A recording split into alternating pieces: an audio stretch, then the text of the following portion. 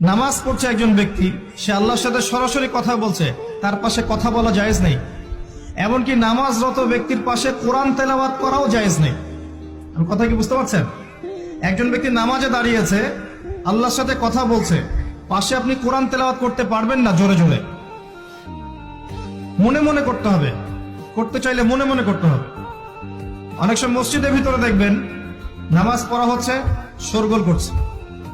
নবী সাল্লাল্লাহু আলাইহি ওয়াসাল্লাম বলেছিলেন, আখিরুজ জামানে, তিরমিজিতে আছে হাদিসটা, আখিরুজ জামানে ইসলামের নামটুকু থাকবে, ইসলামের প্রকৃত বিষয়গুলো থাকবে না। কোরআনের মাসহাফ থাকবে, যে মাসহাফ, কোরআনের মাসহাফটা থাকবে, এর শিক্ষাগুলো থাকবে না। মসজিদগুলো হবে চাকচিক্যময়, কিন্তু মসজিদ হবে হেদায়েত শূন্য। আর চতুর্থ লাইনটা আরো ভয়ঙ্কর।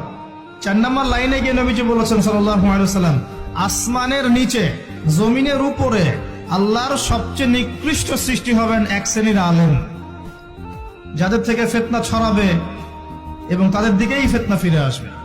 তিরমিজির মধ্যে হাদিসটা আছে, যে কোন আলেমকে জিজ্ঞাসা করেন এটা কোন শ্রেণীর আলেম, এটা বোঝার জন্য আপনার পিএইচডি করার দরকার নাই।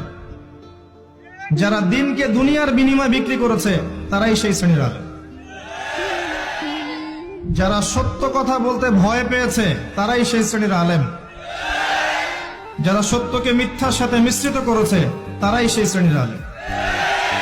এবং যারা ইসলামের নামে উম্মাকে শতদা বিভক্ত করে দিয়েছে, এরাই সেই শ্রেণীর আলেম।